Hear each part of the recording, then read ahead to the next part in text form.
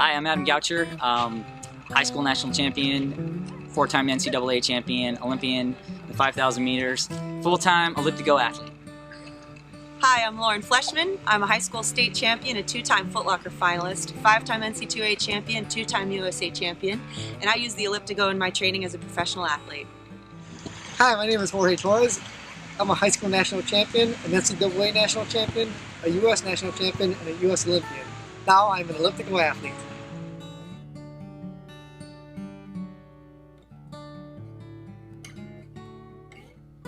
Mostly I use the ElliptiGO because my mileage threshold is lower than a lot of other pro women in my event area, so if I go over about 70 miles a week, I get injured.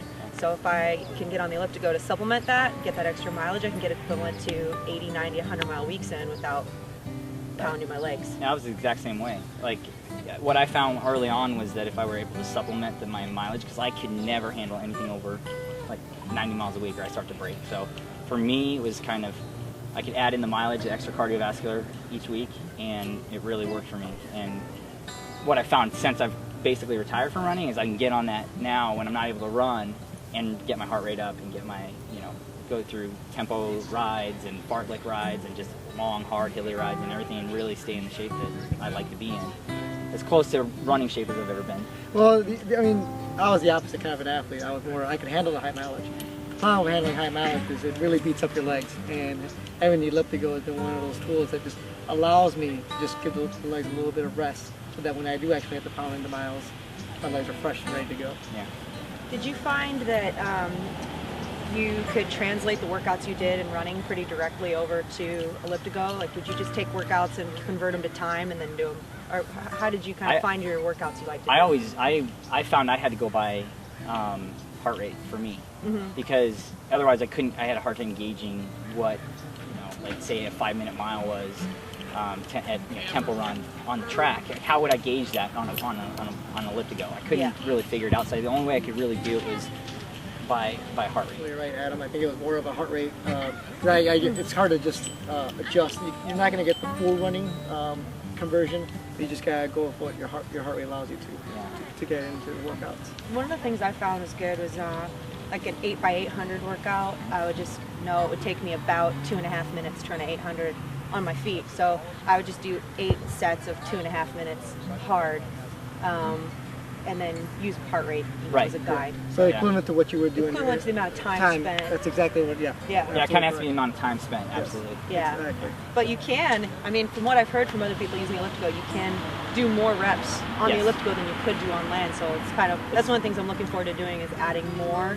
If I would normally do 8 by a half mile on land, I could do 12 by a half mile on the ElliptiGO equivalent, 12 by 2.5 minutes. Because you're not pounding. There's no pounding, yeah. and that's exactly right. Like, when I was training for the World Championship, I was kind of playing around with how I could do, what type of workouts to do, and so I was kind of simulating mile repeats up a really steep hill in Portland. And the best thing I could do was really just kind of gauge my effort, and my heart rate would get a lot higher than it would have in regular mile repeats, but I found that I could do more. Because it wasn't just, it was a different muscular, but once you kind of get used to that neuromuscular specificity of the ElliptiGO, then it's just kind of gauging off your whole cardiovascular system. So I would definitely do a lot more. Right? Yeah. Another great thing I found about the ElliptiGO was just being able to get out there and do some long miles and do some long courses, cover more ground, and get to see some more sights when you're out there. Yeah, you kind of get the eyes of a cyclist, right? Right. But you don't have the sore butt of a cyclist. Which is nice. Yeah, the saddle sore does not feel good. Yeah. And the one thing I found is such a better workout.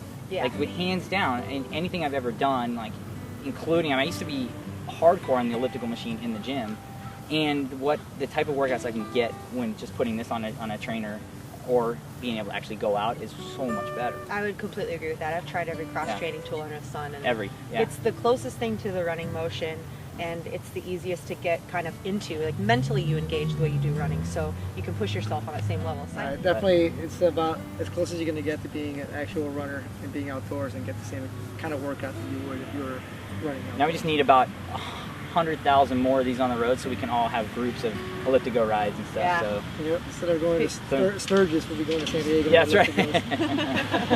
That's right. Yeah.